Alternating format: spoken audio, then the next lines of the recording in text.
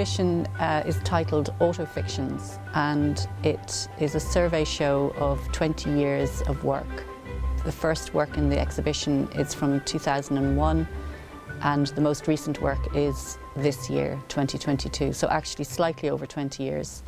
Autofiction, even though it's a term that's normally used in literature, adapts to photography and film very well, because particularly with my work, I'm weaving fact and fiction. It's sort of historical fiction almost, as well as contemporary fiction, where I'm using the essence of me and the essence of my life intertwined with the lives of others, and it's hard to know where one begins and one ends, and what is fact and what is fiction, and what is made up. First work that appears in the exhibition is a series of photographs called 7 Years, in which I performed a fake family album with my sister and I, playing all the parts. We play aunts, uncles, cousins, men, women, and children. A 35-year-old as I was then, getting away with playing a 7-year-old, just about. And then we move on to photographs of me with other families, where I'm in the series Front. I approached families on the beach and asked if I could be part of their family for a moment, for a photograph. So the idea of the border and the boundary around a family is broken through my intervention. First of all, breaking the code of the beach, where you can never speak to somebody even though they are, there right close to you, and everyone becomes a voyeur and an exhibitionist at the same time, and yet you kind of try and ignore them. And so by breaking through that barrier, I was crossing that invisible boundary. So using the beach as a sort of metaphor for this, crossing the boundary of the family. And the women who I replaced in the photograph were very generous and allowed me to be with their family while they became the photographer. Working with archives has been a really incredible experience, and mostly through luck. I've been asked to be artist in residence at the Bohuslän Museum in Sweden, and also at the Serlachius museums here, which was my first experience of visiting Manta and working with the museum. I was here at the invitation of Ville Lenkere, who was putting together an exhibition of work by 10 international artists made over a 2-week period here in the town, and then exhibited it 6 months later at the Museum Josta. This is an interesting story because I had been through early motherhood, and I had kind of taken myself away from my career for quite a number of years. So when I got the invitation to come to Manta and make work, I felt very unmatch fit, if you know what I mean. I felt like I wasn't ready, and I kept trying to put it off. But with the encouragement of Ville, who actually suggested in the end that I had a look at the photographs that were in the archive that aren't publicly available, and perhaps I could find inspiration from that. And so that turned out to be incredibly fortuitous. I just, over several evenings, I poured and poured through the work online, and every so often a certain picture of a certain person would sort of almost hit me viscerally, and I felt a connection coming through the screen.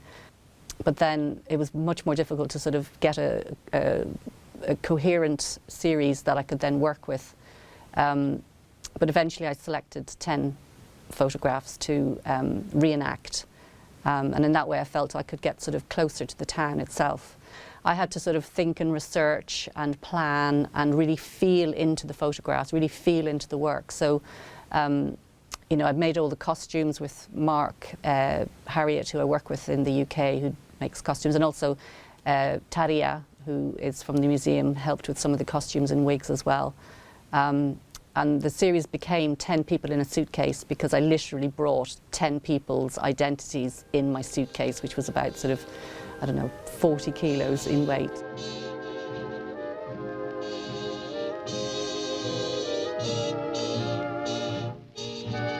First film I made was 2004, and it was a film that came about because of my frustration with the limitations of photography. I was trying to make a photograph that was about my mother's wedding dress, which she'd obviously worn in her wedding in 1958. And I wore the same dress to my Deb's ball, which is a bit like a sort of American prom, although a lot more basic, in the 1980s.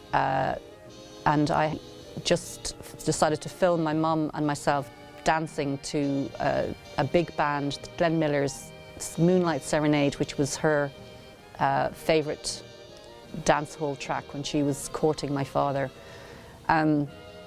It was done single shot twice, if you know what I mean. So my mum dancing and me dancing, single point of view, and the music put on afterwards. It was very rudimentary.